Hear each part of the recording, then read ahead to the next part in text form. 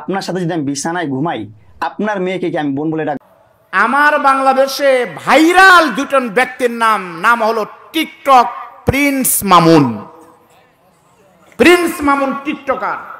তার মাথার দিকে তাকালে মনে হয় কত রং, এই পাশে নীল, এই পাশে লাল, এই পাশে হলুদ হতে পারে। তাদের নিয়ে আমাদের কোনো বক্তব্য মাহফিলে নেই। এই প্রিন্স মামুন এই টিকটক করে কোটি কোটি টাকা কামাই করে, করুক, ওর ব্যাপার। সেই ছেলেটা তার মায়ের বয়সে একটা মেয়ে নাম হলো লায়লা, তাই তো? লায়লার সাথে সম্পর্ক করে 21 সাল থেকে একই ছাদের নিচে।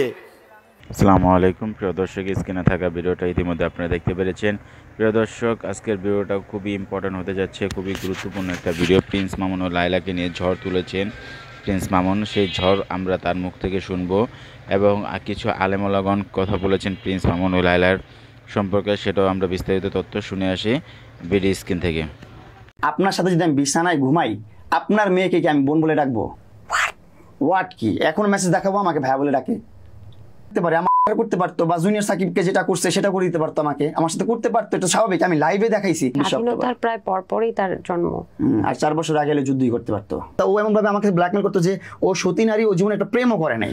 আপনি কি অন্ধ ছিলেন মামু? অন্ধ না, কিন্তু বুঝতে পারিনি আমি আসলে ওই জিনিসটা। মানুষ এখন বলতেছে কেন তোরা সোশ্যাল মিডিয়াতে এসে বকবক করতেছিস? ভাই আমার তো আর কিছু করার নাই। যতই প্রাইভেট রাখতেছি ততই আমার নিজের জন্য কাল হয়ে দাঁড়াচ্ছে জিনিসগুলো। যত আমি প্রাইভেট করতেছি তত ওর মন মতো ও স্ক্রিপ্ট বানাইতেছে, লাইফটাকে একটা স্ক্রিপ্ট বানাই ফেলছে আমার। যেভাবে বলতেছে সেভাবে চলতেছে। এখন আমি কিছু করতে পারতেছি না, কোনো মুভমেন্ট করতে পারতেছি না। এই রিসেন্ট একটা লাইভ করছি, লাইভ করে আসছি। আমি ওর বাসায় ঢুকছি রাতের 5টা, 4:30টার দিকে, 4:30, 5টার দিকে ওর বাসায় ঢুকছি। একটা মানুষ কিভাবে ওর বাসায় ট্রেস পাস করবে? ও আমাকে ট্রেস পাস মামলা দিছে, আমি নাকি ওর বাসায় ট্রেস পাস করছি। 5টা বাজে আপনার বাসায় ট্রেস পাস করলে ডিএইচএস এর সিকিউরিটি আপনি ফোন দিয়ে আনবেন না? আপনার মা পাশের রুমে বসে আছে, আপনার মাকে ডাক দিবেন না? আপনার বাসায় 18 জন কাজের লোক, আপনি তাদেরকে ডাক দিবেন না? বাসার নিচে গায়া আপনার কেয়ারটেকার, আপনার চায়ের দোকানদার, সবাই আপনার লোক, আপনার বাড়ি। আমি যদি ট্রেস পাস করি, এখানে আমার কোনো সুযোগ আছে ওইখানে থাকার? আমি একটা সিঙ্গেল পার্সন, এখানে কোনো সুযোগ আছে? নাই তো। তো সেখানে আমাকে ট্রেস পাস ক্রিমিনাল বলছে। তারপর আমি নাকি ওকে চেষ্টা করছি, আমি নাকি একটা দিছে। ও কিভাবে করছি? আমি আমার লাইভে আমি প্রকাশ করছি আমার সিকিউরিটির জন্য। আমি দেখাইছি ওর ঘরের কর্নারে ফুলদানার পিছনে ছুরি লুকানো। ছুরি ও বলছে যে থাকতেই পারে। হ্যাঁ চুরি থাকতে পারে, কোথায় থাকতে পারে? স্বাভাবিক জায়গায় থাকতে পারে। ওটা কেন কিচেনে থাকতে পারে? কেন রাখছিল? কেন রাখছে? এটা ওর নিয়তি অন্যরকম ছিল। বা মানে আপনাকে হিট করার হয়তো বা থাকতে পারে, আমার করতে পারতো, বা জুনিয়র সাকিবকে যেটা করছে সেটা করে দিতে পারতো, আমাকে আমার সাথে করতে পারতো, এটা স্বাভাবিক। আমি লাইভে দেখাইছি, আপনারা যারা দেখছেন আপনারা জানেন আমি লাইভে দেখাইছি একদম ছুরিটা একদম ধারালো ছুরি দাঁড়া করানো। ও বলতেছে যে আমার বাসায় আমার ছুরি থাকতেই পারে। আচ্ছা, এই যখন বাসা থেকে চলে আসা শুরু করলাম তখন থেকে ব্ল্যাকমেল শুরু করলো। কি ধরনের ব্ল্যাকমেল? তুমি চলে গেলে আমি তোমার সাথে থাকতে পারতেছি না, আমি তোমার সাথে থাকতে পারবো না, এতদিন ছিল আর কয়দিন থাকবো, থাকলে সমস্যা কি? আর যখন না আসবো তখন হাত কাটবে। ওর হাত দেখবেন এখান থেকে সব স্টেপ করা, সব কাটা, এখানে কয়েক হাজার কাটা আছে। এগুলো কি আপনার জন্য নাকি আগেও দেখেছেন? আমার জন্য। আমাকে ব্ল্যাকমেল করতে। প্রথম সম্পর্কের সময় দেখেননি এরকম? না, এগুলো ছিল না। আচ্ছা আচ্ছা, ফ্রেশ ছিল 2 হাত। ও আমাকে হাত কেটে কেটে ব্ল্যাকমেল করতো যে আমি যাব। ও কি কি খেয়ে ফেলতো, ড্রিঙ্কস করতো, কি কি ড্রিঙ্কস করে ফেলতো যে ও করতেছে। ওর কাজের বউরা ফোন দিত, ওর দারোয়ানরা ফোন দিত, ওর ড্রাইভাররা ফোন দিত, মানে আচ্ছা মানে করার জন্য। হ্যাঁ, এই উল্টাপাল্টা জিনিসপত্র খেয়ে ফেলতো। তো তখন আমি কি করবো? আমি কিছু করতে পারতেছিলাম না। তখন আমি কাউকে বুঝতেও দিই না বিষয়টা, যেহেতু আমার সাথে ঘুরতেছে আমি এই জিনিসটা বুঝতেও দিই নাই। আমার বয়সও তখন অনেক কম। তো আমি ভাবতেছিলাম আসলে মনে হয় অনেক পাগল আমার জন্য, ও খুব আমার জন্য ক্রেজি, আমাকে খুব চায় মনে হয় ও, তাহলে ওর একটু সময় দেই আমি, সমস্যা নাই, একটু তাও আমি একটু সেভ হই। আর ও বলতেছে যে তোমার আমাকে বিয়ে করা লাগবে না, আমার সাথে তোমার কোনো ধরনের সম্পর্ক করতে হবে না, তুমি আমার সাথে থাকলেই হবে, তুমি আমার পাশে থাকলেই আমার শান্তি লাগে। ঠিক আছে, তা ভালো জিনিস। মানে এই ধরনের কমিটমেন্টে আসছিল যে আমাকে ওর বাসা কিন্তু তখন আমি প্রায় 3-4 মাস থেকে ফেলছি। তো ওর সাথে ভালো একটা সম্পর্ক হয়ে গেছে, ভালো একটা বন্ডিং হয়ে গেছে আমার। একটা 3-4 মাস থাকার পর তো একটা মানুষের সাথে, একটা কুত্তার জন্য একটা মানুষের মায়া হয়। হয়তো একটা মানুষ, একটা ভিডিও ভাইরাল হয়েছে দেখবেন, যেটা আমি ওর ভিডিও ছাড়ছি যে আমি ওর জিজ্ঞাসা করছি তুমি কি বিয়ে করছো? বলছে না। আমি বলছি বাবু আছে? বলেন না। আমি বলছি তাহলে আমার এইগুলা কেন লুকাচ্ছ? বলছে আমি সোশ্যাল মিডিয়া তার কিছু বলতে চাই না, আর কোনো ইনফরমেশন দিব না। ঠিক আছে, ওয়েল গুড। ওই তখনও কিন্তু আমি ঝগড়া করে চলে আসার পর আমাকে যখন কনভিন্স করতে আসছে তখন আমি ওর ভিডিও করে রাখছি যে আমি তোকে হ্যাঁ কনভিন্স হবো এক কথায়, তুই এখন বলবি তোর কি বিয়ে হয়েছে? বলে না। তোর বাচ্চা হয়েছে? বলে না। তখন আমি আবার মাঝখানে মারধরের কাহিনীগুলো কেন হয়েছে? এই যে ও যখন আমার মোবাইল থেকে সকল প্রকার টাকা ট্রান্সফার করা শুরু করলো, আমি কিন্তু 3 বছরের মধ্যে কোনো ধরনের ওর মোবাইল টাচ বা ওর কোনো পার্সোনাল ইনফরমেশন আমি খোঁজার চেষ্টা করি নাই। চেষ্টা করলে আমি 1 মাসের মধ্যে ওর বার্থ অফ ডেট বা ওর হিস্ট্রি বের করতে পারতাম, আমি বের করি নাই, কখনো বের করার চেষ্টাও করি নাই। আমি বলছি যে কারণ যেহেতু ওর প্রতি আমি অত সিরিয়াস না বা ওর নিয়ে অতভাবে চিন্তা করি না। আমি আপনি সিরিয়াস মানে ভালোবাসতেন না তখন? একটা সময় এসে একটু ওর জন্য ফিলিংস আসছে যে না ঠিক আছে, কিন্তু এই ফিলিংসটা নষ্ট হয়ে গেছে, ফিলিংসটা বাড়তে দেয় না, ও বড় হতে দেয় না, ফিলিংসটা বড় হওয়ার আগে আমার জেল খাটায় ফেলছে। বললাম না ওর সাথে সম্পর্ক হয়েছে 1-1.5 বছর, আমার ফ্রেন্ডই ছিলাম, ভালো একটা সম্পর্ক ছিল। আমরা একটা দেখেছিলাম যে ভয়ঙ্কর একটা মারামারি হয়েছিল, ওইটার রিজন এটা তো নিছিলেন বা কিছু? না না, এটা 1.5 বছর আগে, এটা 1.5 বছর আগে, 1.5 বছর না 1 বছর আগে। কি কোনো ব্ল্যাকমেইলের কারণে হয়েছে? এটা রিজনটা হচ্ছে আপনার ওর মোবাইল থেকে আমি ডাটাগুলো পাইছি পরে, মানে ও যখন আমার ডাটা নিয়ে টানাটানি করছে তখন আমিও একদিন ওর ডাটা নিয়ে টান দিছি। কি ধরনের ডাটা? ওর জামাইয়ের আইডেন্টিফিকেশন, 2টা জামাইয়ের আইডেন্টিফিকেশন, ওর মেয়ের আইডেন্টিফিকেশন, তারপর ওর আইডি কার্ড, ওর সব ধরনের কাগজপত্র যেগুলা ওরা বিয়ে করছে বা ওর এই যে এই সম্পর্কগুলা, এগুলা তখন আমার কাছে রিভিল হয়েছে। আচ্ছা মামুন, আসলেই কি আপনি জানতেন না ওনার মেয়ে আছে, ওনার 2 স্বামী আছে?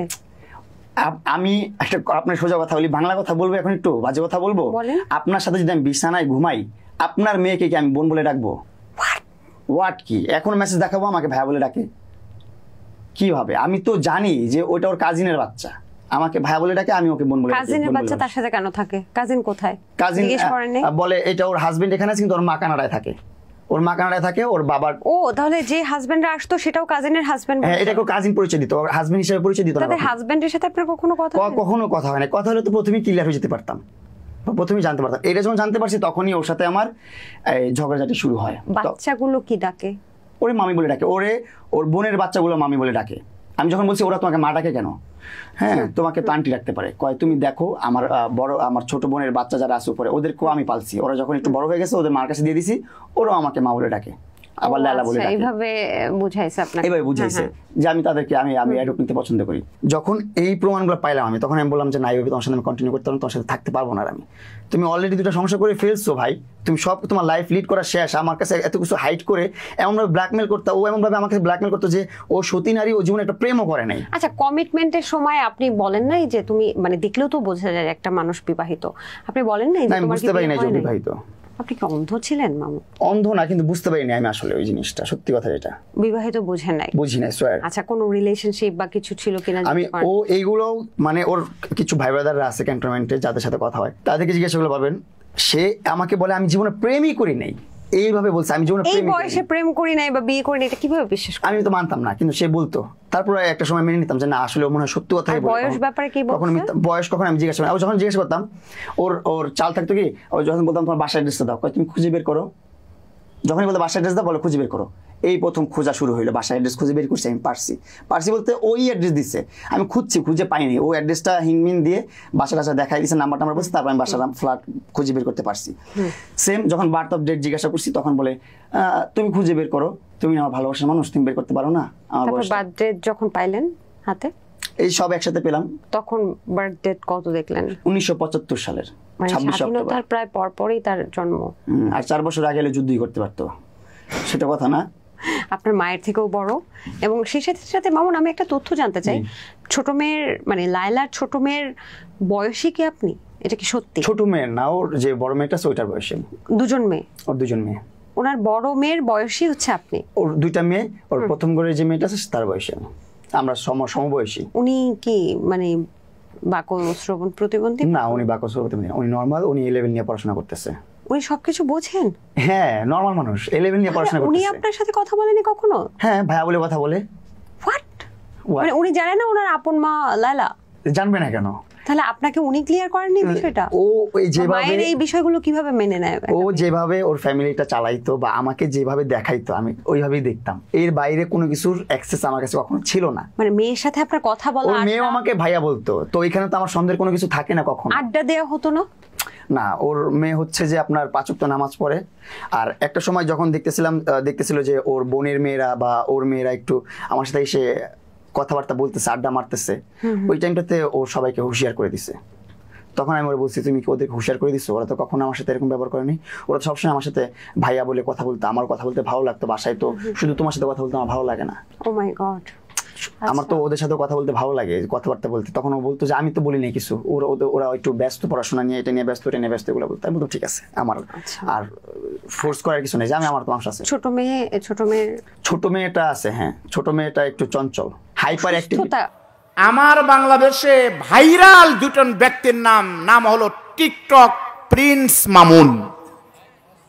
Prince Mamun TikToker. তার মাথার দিকে তাকালে মনে হয় কত রং, এই পাশে নীল, এই পাশে লাল, এই পাশে হলুদ হতে পারে। তাদের নিয়ে আমাদের কোনো বক্তব্য মাহফিলে নেই। এই প্রিন্স মামুন এই টিকটক করে কোটি কোটি টাকা কামাই করে, করুক, ওর ব্যাপার। সেই ছেলেটা তার মায়ের বয়সে একটা মেয়ে নাম হলো লায়লা, তাই তো? লায়লার সাথে সম্পর্ক করে 21 সাল থেকে একই ছাদের নিচে একই ঘরে এক খাটে বসবাস করে। সবাই জানে হতেই পারে ছোট বড় ব্যবধান, বয়স যদি প্রাপ্তবয়স্ক হয়, 20 বছরের ছেলে 40 বছরের মেয়েকে বিয়ে করতে পারে, ভার্জিন হতে পারে, ইনটেক হতে পারে, কোনো সমস্যা নাই। আমরা তাই ধরে নিয়েছিলাম, কিন্তু হঠাৎ করে ঈদের পরে দুজনের গন্ডগোল হয়ে প্রিন্স মামুন চলে গেছে, লায়লাকে ছেড়ে ঘোষণা দিয়ে গেছে লায়লার সাথে কোনো সম্পর্ক নাই। সবাই বলতেছে সম্পর্ক না থাকলে হতে পারে। আমরা জানতে চাই লায়লার সাথে আপনার কি সম্পর্ক ভাই? উনি তখন বলতেছে না, লায়লার সাথে জাস্ট আমার জিএফ সম্পর্ক। জিএফ মানে হলো গার্লফ্রেন্ড, সে আমার একটা ভালো বন্ধু। আচ্ছা, বন্ধুর সঙ্গে বন্ধু একসাথে চা খেতে পারে, একসাথে বিদ্যালয়ে যেতে পারে, একসাথে পড়তে পারে, রাতের বেলায় একসাথে থাকতে পারে। তা 21, 22, 23, 24 শেষ হয়ে গেল, একসাথে ছিলেন, কেন ছিলেন? তখন বলতেছে না, জাস্ট ও আমার ফান আর আমি ওর ফান, এই দুই ফান। রাতের বেলা গান গাইছি, যা করার করছি, এখন ওগুলো আর কিছু নাই। এই বক্তব্য দেওয়ার পরে, এই বক্তব্য যখন মিডিয়াতে এসেছিল, বাংলাদেশের বুদ্ধিজীবী যারা কথায় কথায় ইসলামের ভুল ধরে, তাদের টকশোতে বলা উচিত ছিল প্রিন্স মামুনের সাথে লায়লার কি সম্পর্ক, বিয়ে ছাড়া কেমনে থাকলো। এই জবাব আর এই জবাবদিহিতা বাংলাদেশের কোনো মিডিয়া নেয়নি, কোনো বুদ্ধিজীবী নেয়নি, কোনো শিক্ষক নেয়নি, প্রগতিশীলরা নেয়নি। বরং এরা ব্যস্ত, কোনো মিডিয়া এই খবর প্রচার করেনি। এই মিডিয়ারা তোলপাড় শুরু করেছিল মাওলানা শাইখুল হাদিস কাকে নিয়ে রেস্টুরেন্টে ছিল, প্রমাণ ছাড়া তাকে নিয়ে প্রায় 3টি বছর অন্যায়ভাবে কারাগারে রেখে আলহামদুলিল্লাহ সুম্মা আলহামদুলিল্লাহ সুম্মা আলহামদুলিল্লাহ মিডিয়ার মাধ্যমে আমরা জানি এইতে প্রমাণ করছে আদালত, না ওই মেয়েটি তার বৈধ বউ ছিল।